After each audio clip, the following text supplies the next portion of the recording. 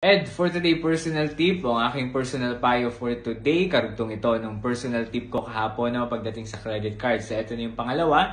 So, ano naman ang good side ng credit card, no? So, marami din naman talagang advantages ang merong credit card, no? So, isa na sa good side dito ay meron kang pre-approved amount o meron kang borrowed amount na pinapahiram sa'yo ng bank or financial institutions na kung saan magagamit mo ito kapag may mga emergency situations or mga tipong talagang short ka at talagang may pinagkagastusan ka na talagang emergency, magagamit mo ito. Pangalawa, meron kang kapag may gusto kang bilhin na hindi mo kayang bayaran via cash, pero kaya mo ito bayaran via installment at alam mo naman sa sarili mo na kaya mo naman talaga itong bayaran ng hulug-hulugan nga lang, no, or tipong installment basis at kaya mo naman, pwede mo magamit yung credit card mo. So yung dalawang bagay niyan masasabi kong nasa part na good side yan.